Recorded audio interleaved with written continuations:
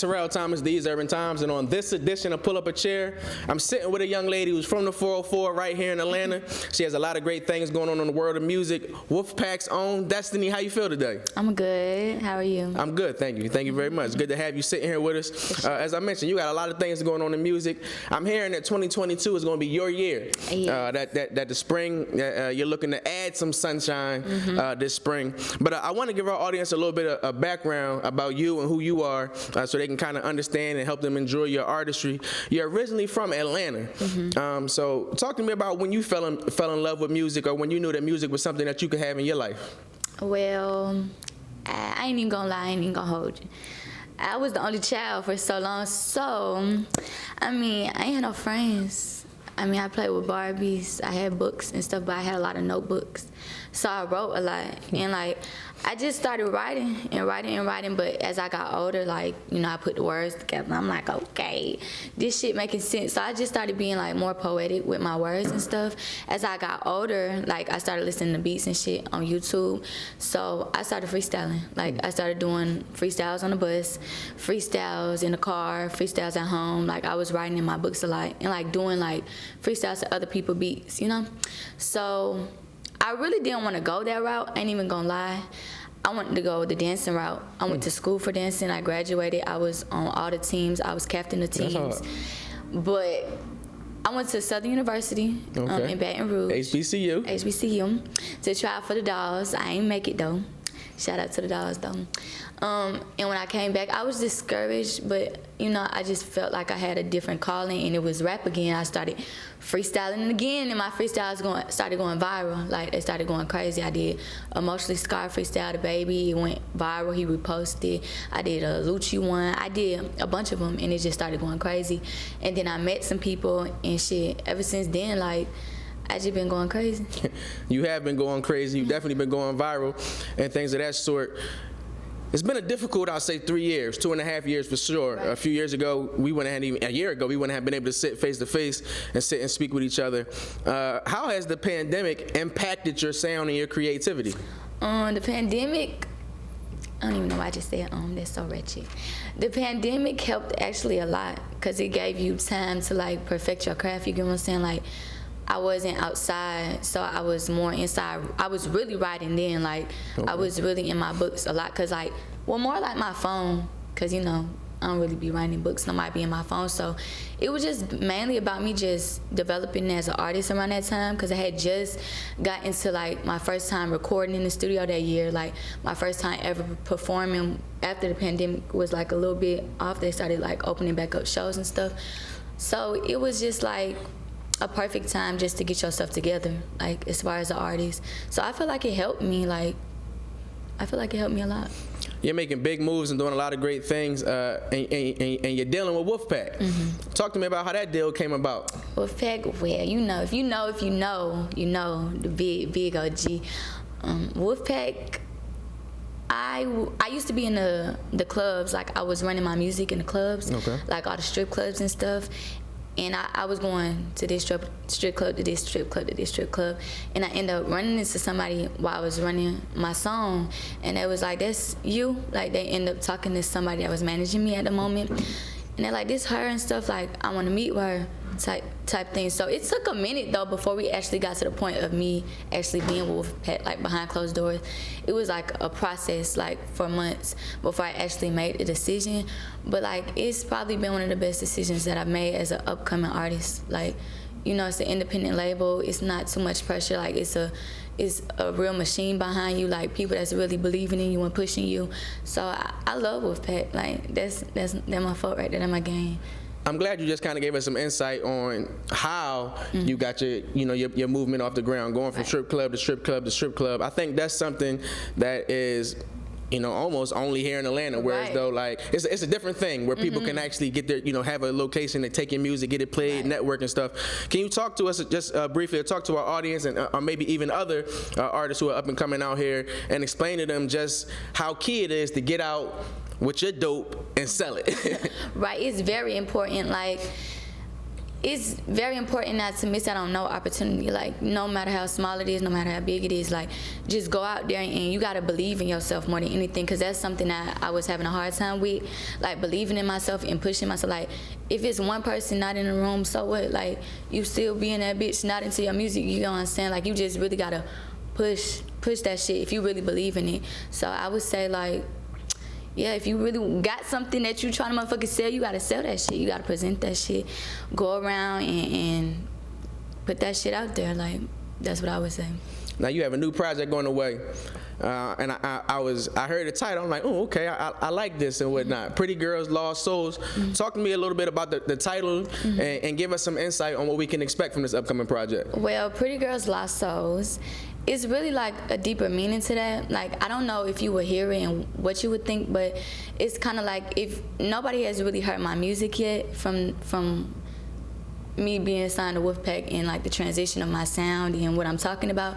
So I talk that real shit. You get what I'm saying? I don't talk about, you know, I don't knock nobody about what they talk about, but I talk that real shit about girls who really like going through real life situations. You get what I'm saying? Nobody's talking to them girls. You know, girls that's out here like, goddamn, they really, it's like the way the society is built now, a lot of girls live for an image, you know what I'm saying? They live to goddamn please Instagram. Like, it's like they trying to compare their life to people that's on Instagram, and like they damn near willing to sell their soul. Like, it's a lot of pretty girls out here, a lot of girls, Instagram models that are really like mentally torn, like, you know what I'm saying? So it's just, every song on this tape is like talking to a different soul. So that's just how, that's as like simple as I could put it. You get what I'm saying? And it's like real music that's timeless music. Like, it's not something that, oh, well, she just made a song. Like, you get what I'm saying? She pretty, she just thinking she could rap. No, I make real, like, deep pain music. And I pop my shit too, so it's like a mixture of both.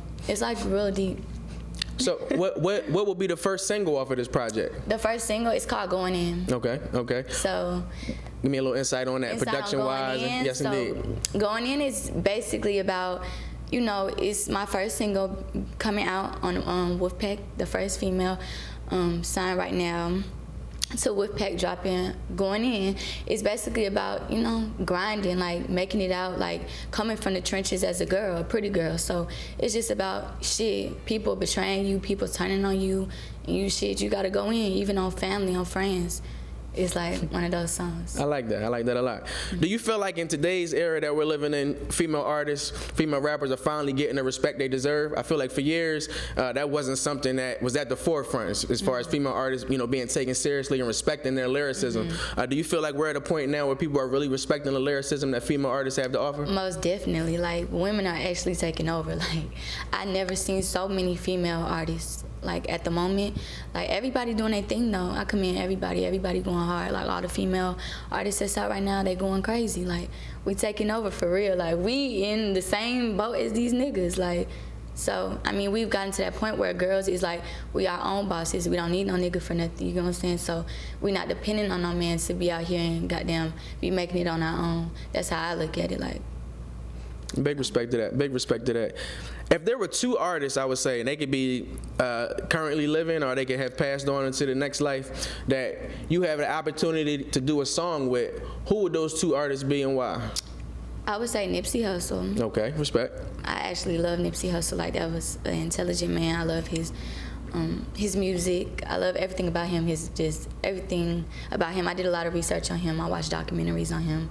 So I would love to have had a feature with him. And Janae Aiko, which is like, people be like, what? Like, yo. She hard. I'll get on the track with Janae, because she make therapeutic music, you know what I'm saying? Stuff that you can relate to, stuff that you can actually feel. I love music that you can feel. Like, not something that, like, I can't listen to a lot of shit that's, you know, loud, fast twerk. I can't listen to that while I'm in the shower, while I'm cooking, while I'm going through something, you know what I'm saying? I like music that can help me. Like, I'm feeling this way today, I'm gonna turn on this, I'm feeling this way. So I like music that I could relate to, and that's the type of music that I make. You mentioned a minute ago about Wolfpack, and you're the first lady on the label. Is there any added pressure with that, and how has that experience been with you being the front lady, the first lady on the label? No, it's no pressure at all. I don't believe so. Like, ain't no pressure at all. I fuck with everybody, even if another girl come along. If it's another girl around, it's no shade. We a team. Like, You know what I'm saying? So yeah. Can you give us some insight on some of the producers who you worked with for this project? If you have any features? I worked with a few producers, Grizz, ATL Jacob. Who else did I work with on this project? Cut on the beat, Squat made the beat, London J, like a bunch of dope ass producers. Heavy hitters, I see. Hitters. Do you have any features on the project that you can give out? No, I didn't want any features on my first project. Respect. I just wanted to come out on my own. I don't really want nobody to be like, she needed this person to get her where she is. Like, I just want to kind of put myself out there, like, for everybody. It's basically an introduction for myself. Like, this is the beginning stages. Like, you know, even if the shit go crazy, or it just be something that, it's just the first thing for me. So I wanted it to be all to myself. What do you want fans to take from this project, and then you yourself, what do you want from this project? Really, I would say I just want girls to take, first thing is like love for themselves. You know what I'm saying? Like confidence, like, yeah, basically that's the two main things I would say, because like, I've been through a lot. Like, this shit can help with depression, like drugs, this shit can help with like insecurities, rumors, like the list goes on. So I just wanted to help girls, basically, like help them in real life situations with whatever they're going through. I want it to be like an outlet for them. Like, when you play my tape, like, this shit get me through my day, this shit made me not want to, you know, commit suicide, this shit made me want to just keep going, like. And that's for myself too, like, cause shit, I'm still young. Like, my life ain't perfect. I'm not perfect. I still go through regular shit. Like, yeah, I'm blessed to be in a position that I'm in, but I still go through stuff. I'm human.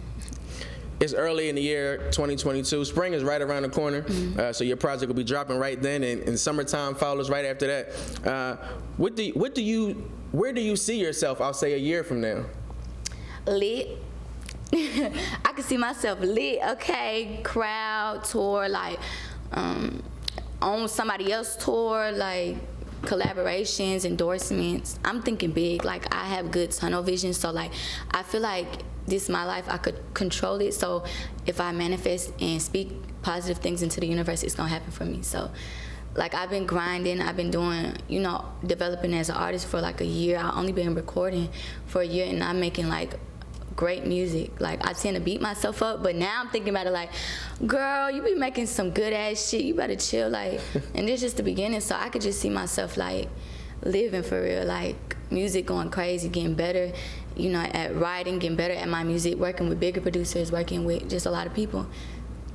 Terrell Thomas, TheseUrbanTimes, and once again on this edition of Pull Up a Chair, I'm sitting down with Wolfpack's own DSTNI. Please let our audience know how they can stay in tune with the great things you have going on, whether it be social media, YouTube, how they can contact you and follow along your journey. Right. Y'all can follow me on Instagram at It's DSTNI, ITSDSTNI. I also have a YouTube, It's DSTNI as well, ITSDSTNI. So like, stay tuned, cause your girl is finna drop her first song and her first tape this year. Once again, I'm Terrell Thomas. Make sure you stay tuned to These Urban Times. We'll be bringing you a lot more of DSTNI, everything she has going on, and a lot more from Wolfpack as well. So stay tuned and stay locked in.